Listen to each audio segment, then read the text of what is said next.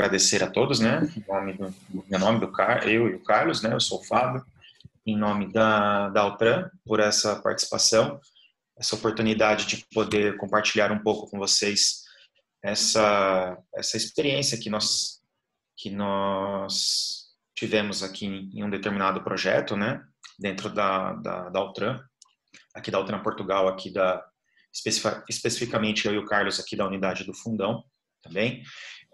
O objetivo é falar um pouco da agenda, da apresentação.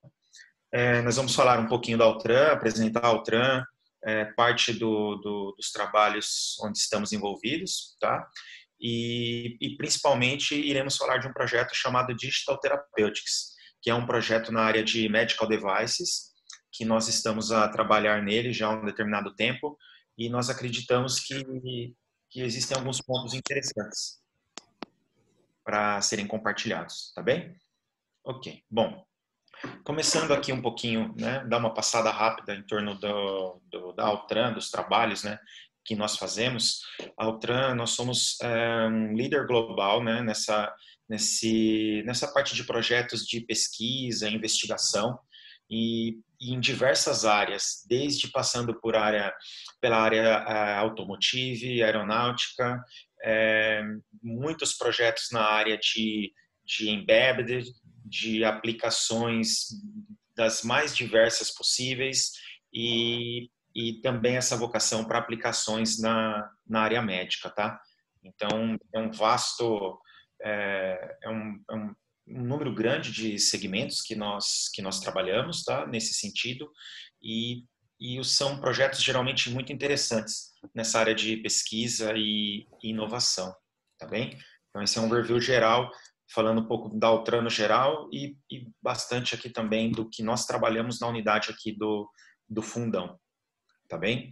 Eu vou passar agora para o Carlos, que é o meu colega, para ele poder falar um pouco desses dois segmentos principais aqui que nós falaremos hoje. Por favor, Carlos.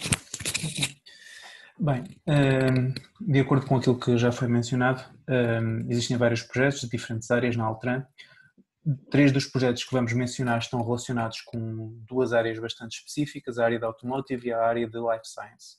Na área da Automotive, temos 2 projetos que são um bocadinho distintos em termos da technical stack que são afetos. Um projeto da Bosch, que baseia-se na criação de um User Interface em Embedded Systems para Infotainment Systems, cujo objetivo é proporcionar ao utilizador assistência em estacionamento, e a sua technical stack baseia-se simplesmente em C++ e CGI Studio, que é basicamente uma ferramenta que é utilizada para a criação dos user interfaces. Portanto, é um projeto mais low level no seu core.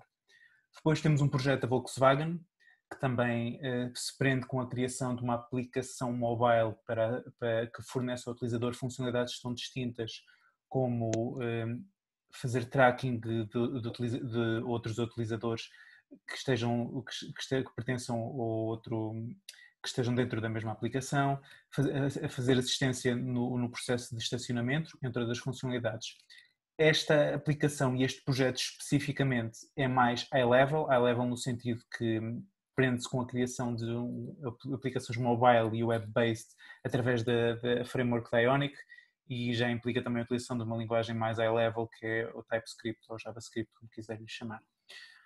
No caso do campo de Life Science, nós temos um projeto interno de Research e Development até há bem pouco tempo. Atualmente está a ser feito um esforço para conseguir colocar este projeto no mercado, mas para já, para todos os efeitos, ainda é simplesmente de investigação e desenvolvimento, que abrange tanto a criação de aplicações mobile como a criação de um back-end.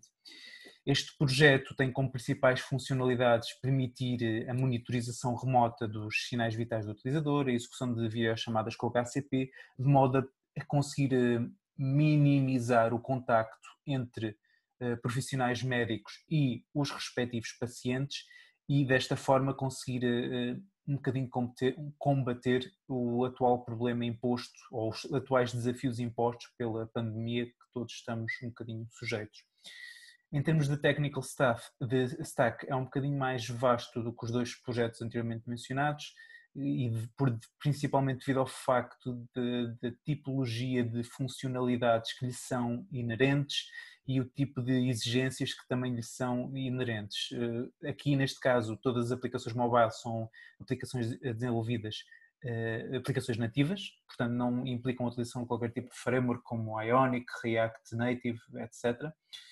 Utiliza Node.js para efeitos de back-end e Python e também, Robot Framework para efeitos de automação, e temos uma base de dados no SQL para o armazenamento da informação que é registada do utilizador para efeitos remotos.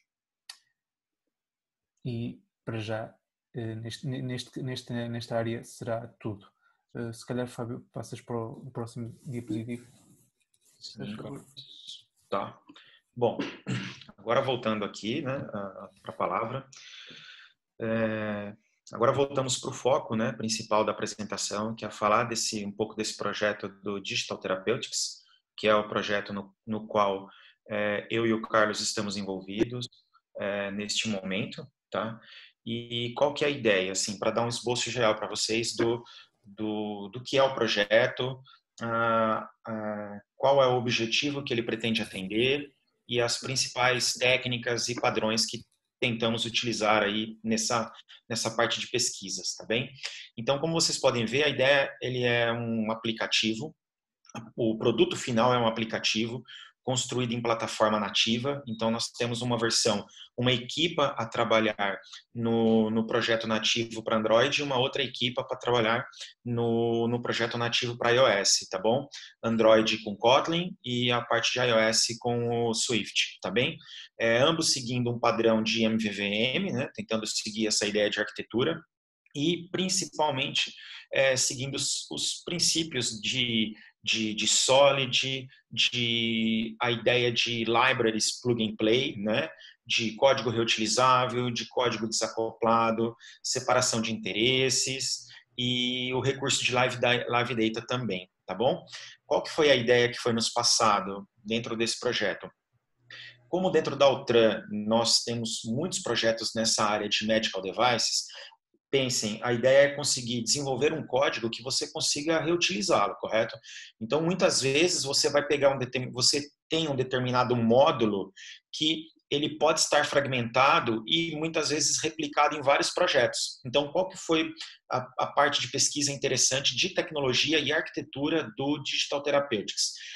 O objetivo foi conseguir montar módulos, né, tentando seguir essa ideia de arquitetura modular, construir pedaços de códigos divididos em libraries que, ao mesmo tempo que elas podem trabalhar juntas, elas funcionam de forma isolada também.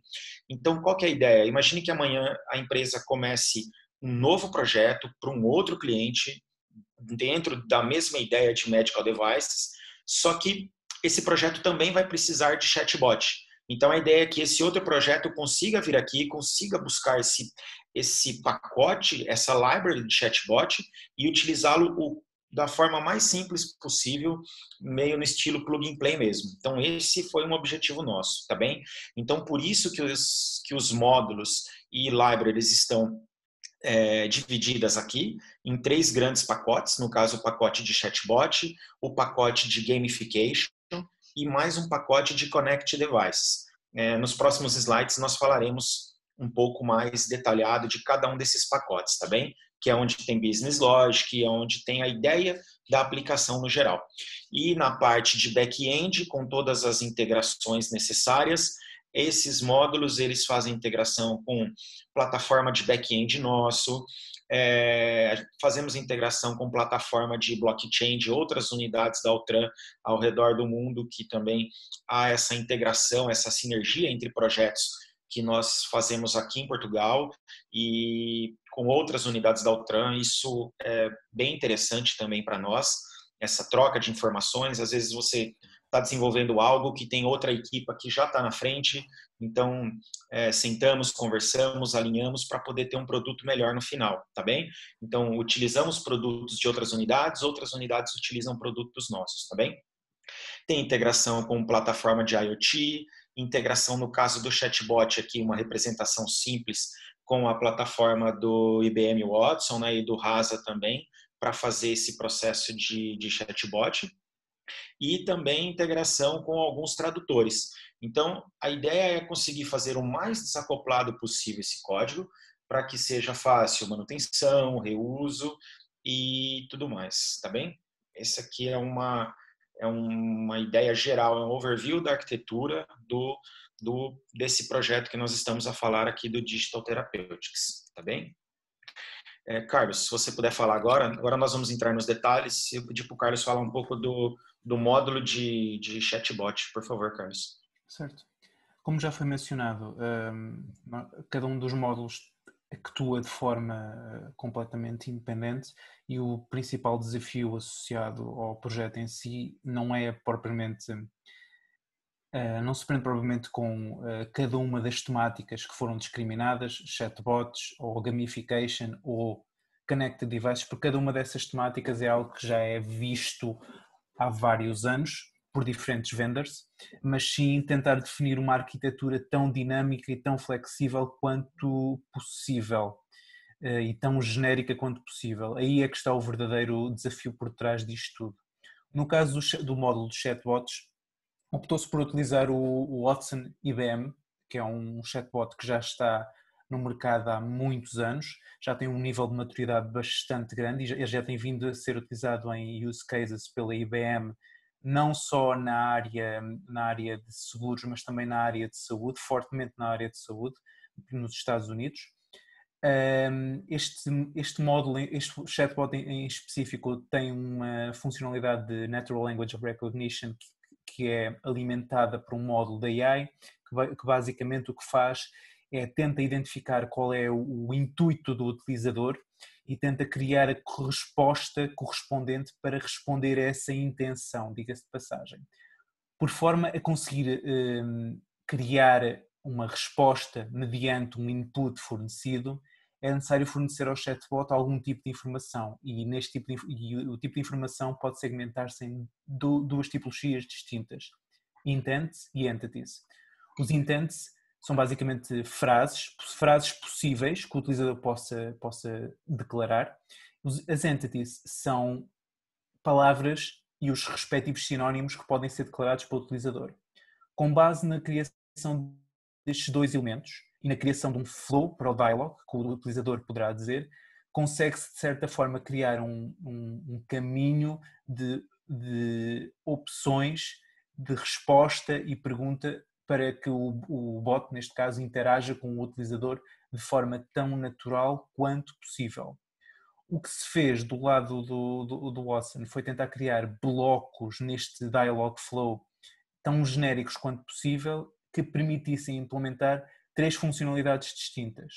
Uma funcionalidade para conseguir recolher informação do utilizador, e quando eu digo informação relacionada com dados pessoais e sinais fisiológicos, sintomas especificamente, o scheduled appointments e a execução de uma videocall com o profissional médico, por forma a garantir que o utilizador é seguido de forma tão próxima quanto possível. E acho que, Fábio, podes passar para o próximo diapositivo. Pode seguir, Carlos, por favor. O outro módulo que também foi discriminado é de Connected Devices. Este módulo visa, em parte, mitigar um problema que já existe no âmbito de Ambient Living Ecosystems, que é a interoperabilidade entre diferentes sensores e objetos. Interoperabilidade ainda é um desafio bastante proeminente em AAL, apesar de já ter sido endereçado múltiplas vezes, desde 2012 até à data atual, pela comunidade académica, com a criação de múltiplas frameworks, cada uma com o seu conjunto de vantagens e desvantagens associadas. O que nós aqui pretendemos fazer é criar algo no âmbito mobile que permita integrar diferentes SDKs que fornecem o acesso e a obtenção de informação de diferentes sensores de diferentes vendors, Google Fit, Fitbit e Garmin, e posteriormente também começar a pensar em fazer integração com sensores cuja comunicação se faz diretamente por Bluetooth e não requer e não tem qualquer tipo de SDK a fazer de uma SDK com uma abstração na sua linha de comunicação. Daí termos duas formas de comunicação com estes sensores. A indireta, que é através do SDK, em que o vendor abstrai a forma como a comunicação é feita com os respectivos sensores e cabe ao cliente, neste caso a aplicação cliente, aceder ao back-end do vendor para obter esta informação, e de forma direta, que é fazer simplesmente o estabelecimento da comunicação via Bluetooth com um sensor específico, por exemplo os BioVotion Sensors, e extrair a informação que eles possuem através da utilização desse protocolo. Podes avançar, Fábio. Ok, então agora vou falar um pouco a respeito do módulo de gamification, tá? Qual que é o objetivo do módulo de gamification dentro desse segmento de medical devices, o qual estamos a trabalhar, tá? Imagine o seguinte, uma determinada empresa, imagine um determinado cliente da Altran ou uma empresa que trabalhe com medicamento, trabalhe em algum processo envolvido com o setor médico, com centro hospitalar, médicos no geral também, há o interesse de acompanhar o uso de um determinado remédio, de é importante acompanhar, por exemplo, assim, a tomada de medicamento, um controle de exercícios e uma série de atividades que é importante que o paciente siga de uma forma correta e regular, para que o resultado depois na saúde desse paciente seja positivo. Então, imagina que o paciente tem que tomar um determinado remédio ou fazer a medição da pressão sanguínea, por exemplo, ou algo do tipo, ou que esse paciente precise fazer uma caminhada, uma corrida ou qualquer outro tipo de exercício, e se ele fizer dentro da forma prescrita pelo setor médico, ele vai ter um resultado melhor de saúde, tá?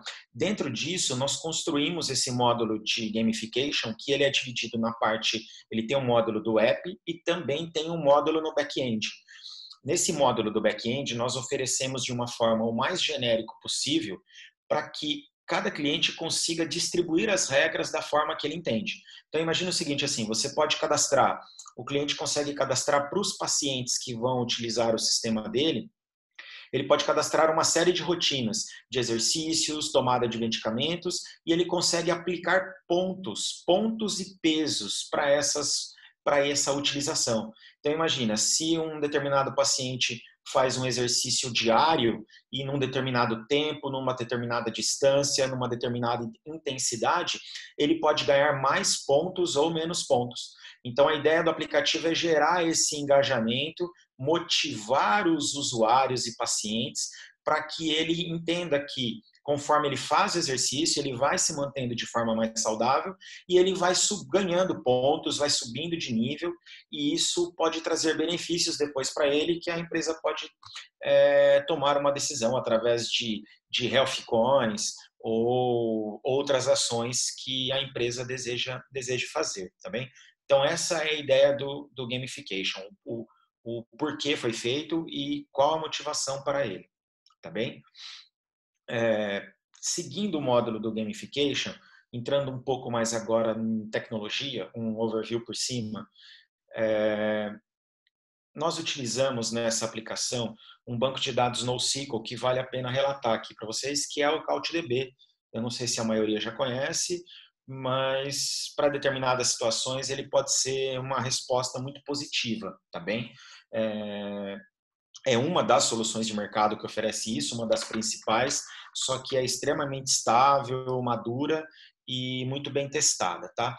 Então, qual que é a diferença disso? Para falar um pouco para vocês do CouchDB e onde ele nos ajudou nesse projeto do Digital Therapeutics, tá? Quem está acostumado a desenvolver aplicativos no caso, geralmente uma aplicação tem duas formas de se trabalhar básicas ali, na sua maioria das vezes, tá? Ou é uma aplicação que ela funciona 100% online, ou seja, você tem o seu app, você faz o consumo de serviços REST, correto? De um determinado back-end, Então, tudo que você vai fazer get, post e todas as demais ações, né? E a aplicação precisa estar online para poder trabalhar com isso. Se você tem um cenário onde você precisa que a sua aplicação funcione offline, que é esse cenário nosso do gamification, o que acontece? Você tem que fazer uma camada separada de banco de dados local no seu app e você vai ter que ficar controlando isso de forma manual. Então imagina, o seu usuário ficou por 2, 3 horas utilizando o aplicativo de forma offline. E tudo que ele fez, ele gravou no banco de dados local, por exemplo. Quando a conexão restabelece, você que vai ter que criar um mecanismo manual de controle para saber o que você precisa subir para a nuvem, o que tem de novo na nuvem e que você precisa baixar para manter a aplicação atualizada, correto? Tá. Dentro dessa ideia do CouchDB, um dos principais ganhos que ele nos oferece é essa questão do offline first de forma automática. Então, assim, começando agora dos pontos, tá? Ele é um banco de dados NoSQL, nesse caso, que para nós, para esse cenário nosso, é muito importante, porque dentro de um banco NoSQL, a informação, para busca, ela acaba sendo mais rápida, porque a informação está toda pronta, tá? Neste cenário, se aplicou bem essa ideia de NoSQL para nós. Quando você inicia a aplicação e faz a conexão com o banco de dados na nuvem, ele ativa um conceito de sincronismo e replicação automática. Então, imagine o seguinte, enquanto ele está online, ele automaticamente pega todos os dados que tem na nuvem que você configura e que são importantes e ele traz para o aplicativo. Nisso, todo o seu app vai funcionar com acesso local. Então, além de você ter mais performance, você não vai depender da velocidade de conexão, você não vai depender se na zona no sítio que o usuário está a utilizar, se a conexão está ruim, está boa e por aí vai. Então, você vai ter uma boa performance com dados sempre locais e ele vai fazer essa gestão do sincronismo. Então, você não precisa se preocupar em criar uma camada que vai trabalhar com o dado local, você não precisa criar uma outra camada que você se preocupe em saber o que precisa ser replicado ou não. Ele faz a gestão desse dado de uma forma muito similar com a que o Git trabalha, com controle de revisões, com a possibilidade até que você consiga editar conflitos. Porque imagina se você está num cenário que 2 usuários offline editaram o mesmo documento, similar a um código-fonte, quando você está codificando e vai submeter ele, fazer um commit ou um push com o Git, ele vai saber quem que está atualizado, quem que está out of date, ele vai identificar tipos de conflitos, então facilita muito a gestão dessa informação. Um outro ponto importante é que ele só de você já subir o banco, ele te dá todo um serviço RESTful de API, ou seja, você, através do usuário e senha do banco, você, sem nenhum driver, sem nada, você consegue pegar o Postman ou o Curl, ou fazer chamada REST do seu app, por exemplo, da sua aplicação web, ou app, seja o que for, você consegue ter esses dados. Isso é muito útil também em alguns cenários. E, por último, para destacar, ele tem um controle de histórico e revisions. Onde que isso é importante? Imagina um cenário que ao longo de um mês, um mesmo documento ele sofre várias alterações, correto? Num banco de dados tradicional relacional, você vai olhar o registro, você vai ter uma foto do registro daquele momento, correto? Você sabe o jeito que o registro está hoje. Se você precisar controlar histórico de alterações e do que você fez nesse registro, você vai ter que fazer um controle à parte paralelo disso. O que o CouchDB te dá de uma forma automática e para esse segmento, principalmente nosso de medical devices, ajuda muito a parte de auditoria e rastreabilidade dos dados. Cada alteração que um determinado documento sofre, ele guarda essa revision de forma automática, num local separado. Então, imagina o seguinte, eu consigo pegar um documento agora e rastrear todas as mudanças que esse documento teve e eu consigo, de forma automática, eu quero o documento do jeito que ele estava no dia 15, por exemplo, do mês passado. Eu consigo ver os dados e eu consigo fazer um rollback, um restore desse documento para o documento atual. Então, dentro desse cenário de NoSQL, de poder trabalhar offline, de ter esse controle de revision, de você ter essa solução pronta, por exemplo, na nuvem da IBM, usando o IBM Cloud, ou você pode, de forma muito simples, tem também para você subir na Amazon ou em qualquer cloud que você queira, porque de forma simples você pode também fazer a configuração do Docker, por exemplo. Através do Docker você consegue criar um container do CouchDB e de forma simples você trabalha com esse container dentro da sua cloud privada.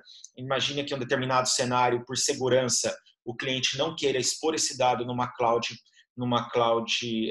pública, você consegue trabalhar dentro da cloud dele propriamente, tá? Então, esses são alguns dos benefícios que nós pensamos, que nós vimos e que nos motivou a utilizar essa solução. Pelo lado do aplicativo, não tem muito trabalho a mais, porque imagina o seguinte, um app, de toda forma, ele vai ter a camada de chamada de serviços e ele vai fazer get post para buscar os dados. Em vez de você fazer get post, ele vai fazer como se fosse um get post, só que nos dados locais. E isso facilita bastante quando você precisa desse cenário, tá bem? Bom, acho que esse era o objetivo da apresentação. Passamos pelos principais pontos, eu e o Carlos, no caso, né? Falamos dos principais módulos e dos pontos que nós trabalhamos e gostaríamos de deixar agora em aberto, se alguém tiver alguma dúvida, alguma questão, seja com relação à parte de negócio, ou seja, sei lá, com relação ao TRAN, com relação ao projeto em si, parte técnica, por favor, fique à vontade. Ora, muito obrigado. Eu passo então a palavra aí aos alunos que tenham questões a colocar. Focaram-se aqui aspectos muito interessantes.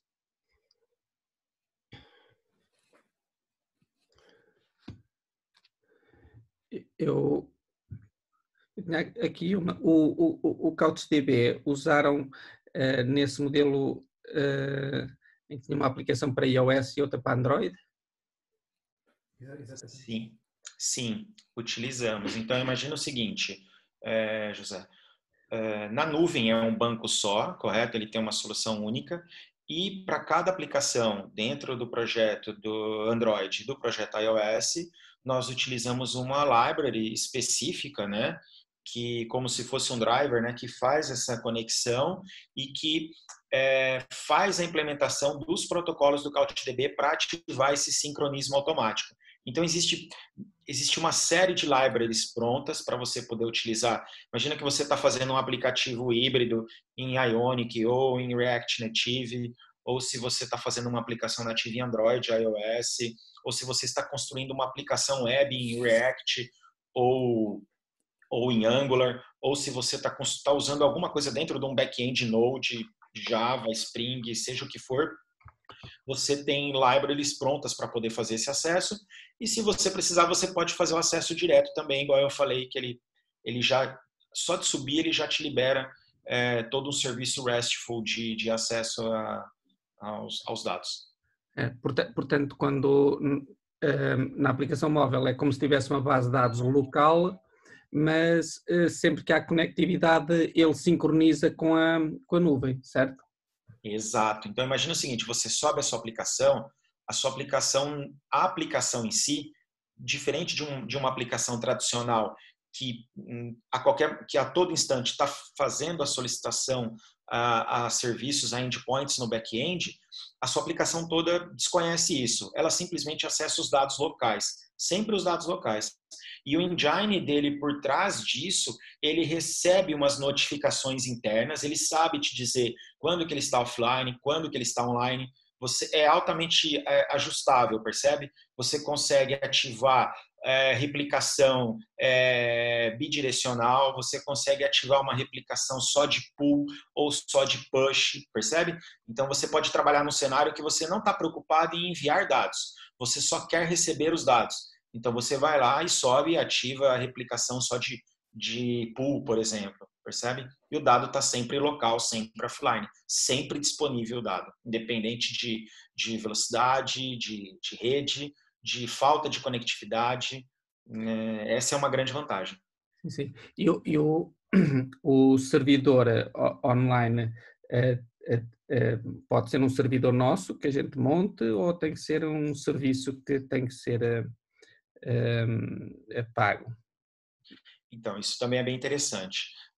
Para quem começa a trabalhar com CouchDB, eu gosto muito de fazer a sugestão do IBM Cloudant, né? Que nada mais é que o CouchDB, que ele é open source, só que dentro de uma caixinha da cloud dessa outra companhia, no caso da IBM, certo? Então, assim, lá você consegue entrar numa camada free e você consegue, com 3, 4 cliques, você tem uma instância pronta na nuvem deles e você consegue trabalhar e brincar. Você não vai conseguir usar de forma profissional, porque essa camada free tem algumas restrições com relação à quantidade de acessos de gets, né, por segundo, mas você consegue trabalhar e estudar. E você pode, de uma forma muito simples também, muito rápido, para quem tem hábito de utilizar o Docker, baixar, né, subir um container do CouchDB de uma forma muito simples, e aí esse container Docker você pode ficar rodando dentro da sua cloud, né, da sua própria nuvem, ou você sobe onde você quiser, numa Amazon, numa, sei lá, onde você quiser. É bem simples e fácil até a instalação através do Docker. Muito interessante, muito interessante. Também achei muito interessante a parte que falou acerca das várias revisions que podemos ter da base de dados. Eu isso achei muito interessante, ter várias versões de um documento que fica guardado. Isso também é uma característica muito, muito interessante. Eu tive uma experiência no passado, num projeto, que imagina o seguinte, uma determinada proposta, quando ela era criada, imagina uma proposta financeira, um exemplo qualquer, a cada departamento dentro da empresa que essa proposta era validada, ela tinha que gerar um histórico. Imagina o seguinte, assim, passou por tal pessoa, essa pessoa aprovou, essa pessoa recusou, essa pessoa fez esta observação, percebe? E tipo uma gestão de documentos, tipo uma gestão de documentos. E uma gestão de documentos, isso. Então, e aí, conforme a cada nível que ia subindo essa proposta, até chegar na sua etapa final, ela sofria uma série de alterações e era preciso controlar isso. E ver isso num cenário real, tentando ser aplicado num banco relacional de maneira tradicional, foi péssimo, porque imagina, gerou um volume muito grande de dados, problemas de performance e outras dificuldades. Então, num cenário simples como esse, o CouchDB, o dado que você acessa, não te atrapalha a performance, porque você só está vendo aquele documento em si, percebe? Só o documento com o estado atual.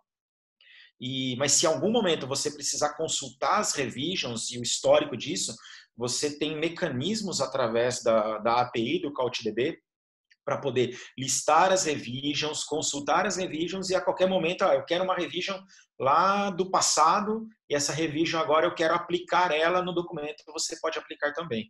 E nesse cenário nosso, nós achamos muito interessante essa questão de medical devices também, porque se surge qualquer dúvida de alguma ação que é importante, você consegue ter, imagina o seguinte também, quando você rastreia, você consegue ter certeza que ninguém pegou no meio do caminho e fez alguma deleção, fez algo indevido, percebe?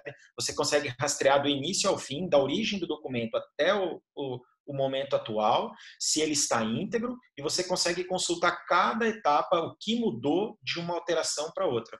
Isso é bem interessante também.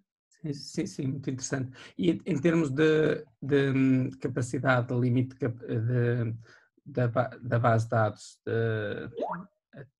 permite muitos registros, permite até quantos gigas ou teras de informação? Uma base de dados deste tipo. Eu acredito, eu não sei te dizer essa informação de forma precisa, José.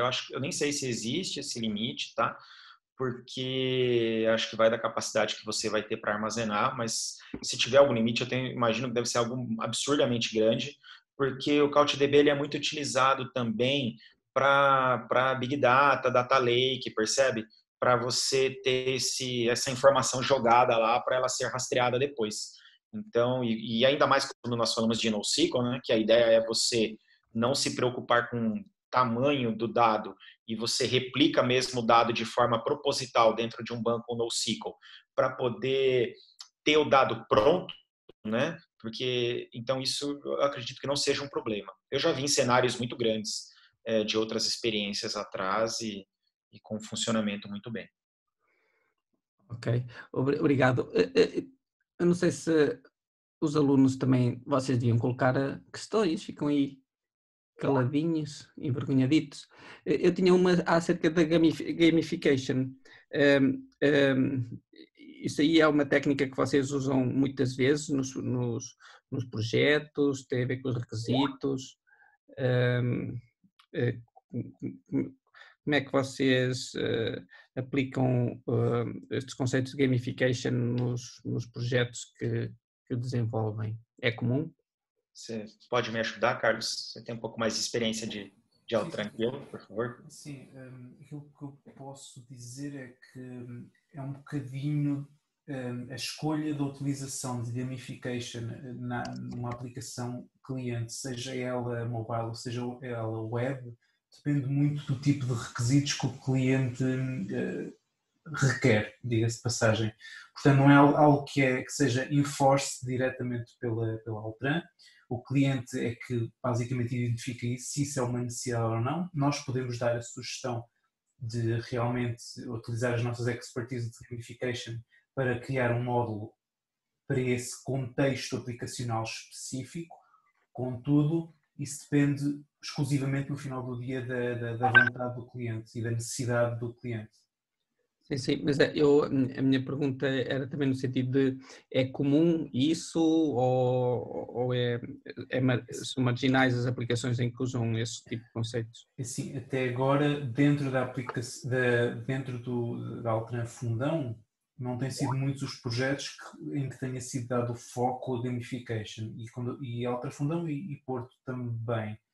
Altran Lisboa, acho que tem sido utilizado alguma parte da gamification em algum dos projetos. Sim.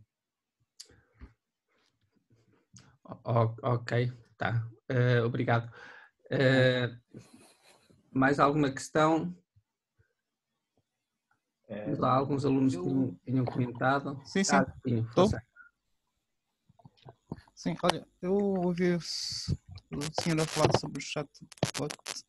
Eu gostaria de saber como é que é implementado, quais são os dados que o aplicativo, né, a aplicação baseia-se, que é para... Como é que é a experiência? Se existe aqui alguma inteligência artificial? Ou coisa assim? Sim, a inteligência artificial, primeiro, durante o processo de implementação da library do chatbot, foi feita uma análise dos diferentes chatbots que existem atualmente no mercado. O Watson foi aquele que foi discriminado na apresentação, mas houve outro que foi também integrado, que é o Rasa, e existiram outros também que foram incluídos na análise, como por exemplo o Dialogflow da Google. Cada um com a sua forma extremamente específica para configurar a forma como o diálogo é processado.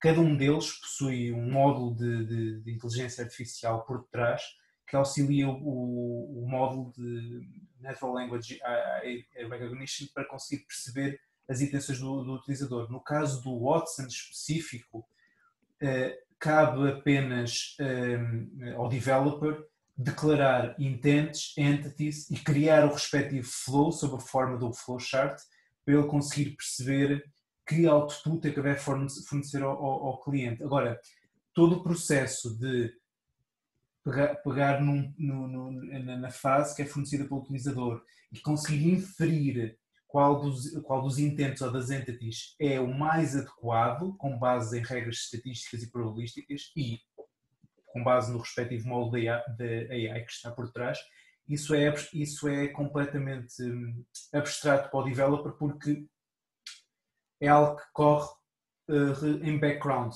A única coisa que cabe, a única responsabilidade que o developer aqui neste caso tem é a configuração do flowchart de dialog. No caso do Rasa, que é um caso bem distinto, existe um módulo de AI por trás que recorre a bibliotecas de Python de TensorFlow para efetuar o treino do chatbot e o funcionamento é significativamente distinto. Tanto é que o próprio dialog, o flowchart do dialog criado, é muito menos visual, é muito mais low level e menos user-friendly e implica uma pessoa estar a manipular um dos MD files do chatbot em si. Mas todo o processo já implica uma manipulação mais direta da inteligência artificial que está por trás do chatbot e do SDK que está por trás do chatbot.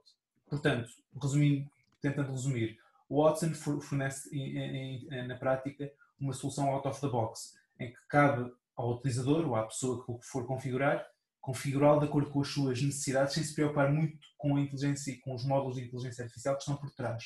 O RAS é o oposto. Todas as configurações estão da responsabilidade do utilizador.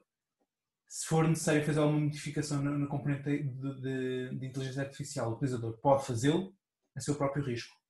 Portanto, são níveis de complexidade diferentes, preocupações diferentes e exigências diferentes. Não sei se respondi à pergunta. Sim, sim. Obrigado. Não.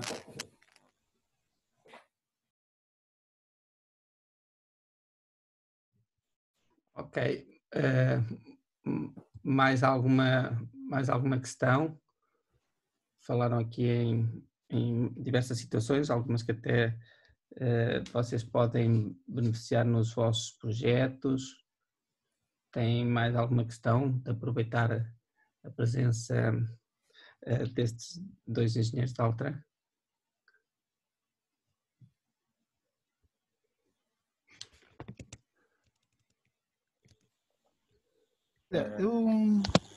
Eu tinha uma dúvida, mas não é com relação ao projeto. Não sei se posso. Força, pode, força. Por favor. Eu estava a desenvolver uma aplicação no chat, de um chat, mas era com API RESTful com Node.js. Só que eu tive um problema que eu tinha que fazer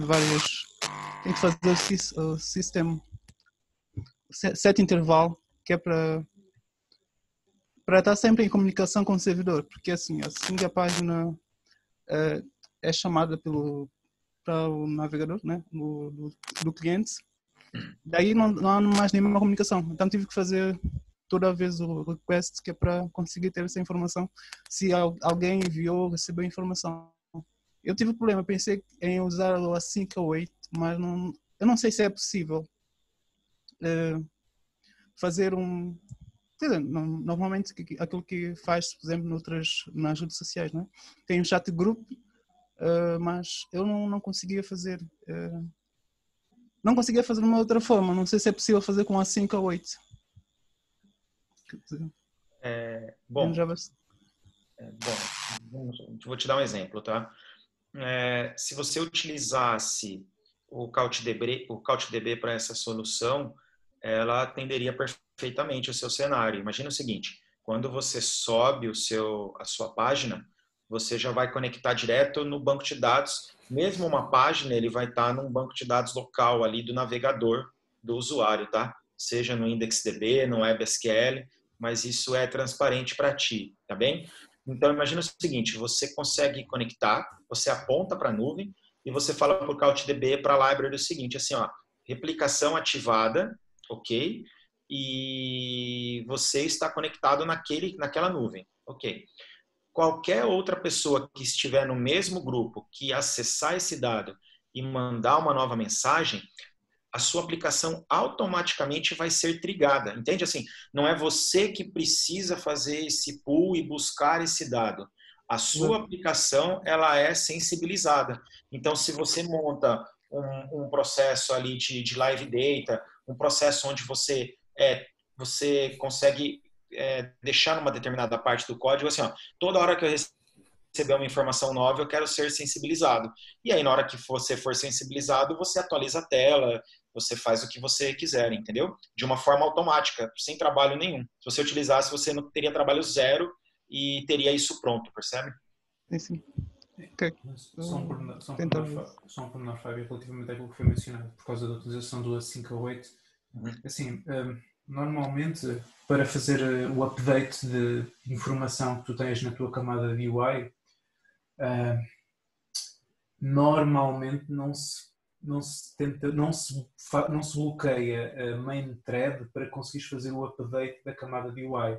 Uma vez que tu estás a utilizar promises e como consequência utilizas o await para obrigar a promise a retornar aquilo que tu pretendes, isso acaba por não ser a abordagem se calhar mais adequada em JavaScript, uma vez que, se eu não estou enganado, o JavaScript é single thread e podes acabar por bloquear o UI. Eu tenho ideia que atualmente tu podes utilizar os promises de forma completamente assíncrona para conseguir fazer o update do UI. Aliás, até convém que seja feito dessa forma. Pode não ser a maneira mais intuitiva, mas acho que é a maneira mais adequada, em vez de estar simplesmente a bloquear aquilo e fazer o update da camada de UI. Tens outras alternativas que podes utilizar em detrimento disso, que acho que já tens RX, já tens observables de RX de JavaScript, acho eu, mas implica tu incluires uma biblioteca adicional na tua solução à partida. E isso depois é uma análise que tens de fazer, se realmente faz sentido eu começar a introduzir uma carrada de bibliotecas na minha solução para me facilitar o desenvolvimento e me permitir fazer a funcionalidade A, B ou C, ou se realmente faz sentido eu manter-me e utilizar as funcionalidades que são inerentes à própria linguagem de JavaScript e utilizá-las da melhor maneira possível.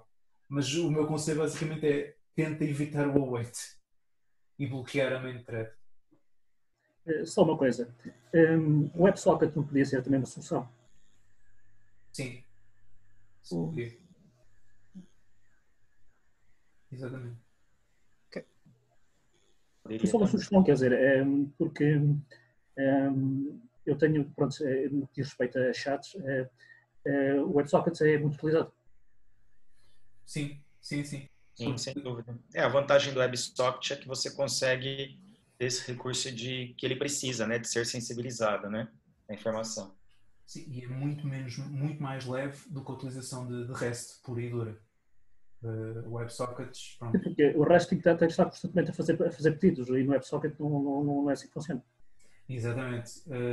Os WebSockets, eu presumo que a única coisa que seja necessário fazer acho que é uma biblioteca, é o Socket.io, se não me engano. Ok. Pensava que era mesmo a implementação de raiz, mas a utilização de uma biblioteca. Ok, sim. Também seria uma alternativa perfeitamente viável, sim. Eu não tenho certeza no que eu vou falar, mas provavelmente sim. Não lembro exatamente se é o CouchDB, mas existe uma grande chance de, por trás do mecanismo dele, ele usar algo, se não WebSocket, algo na mesma linha, porque funciona de uma forma similar. Ele acaba sendo sensibilizado que teve uma mudança. A única coisa é que você não está preocupado em construir tudo aquilo por trás, né? Ele vai te oferecer isso pronto, mas sim, é uma solução.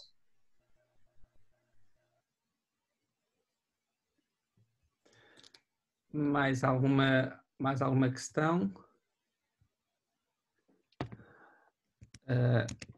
Ora, então, não havendo mais nenhuma questão, resta-me agradecer encarecidamente ao Fábio Pinheiro e ao Carlos Romeiro o terem-se disponibilizado a vir. Foi muito interessante a vossa apresentação e gerou aqui esta troca de opiniões, questões e respostas que foi muito enriquecedora. Muito obrigado e se puderem disponibilizar esta apresentação ou slides, eu depois colocarei na página da disciplina para os alunos poderem consultar. Mais uma vez o meu muito obrigado.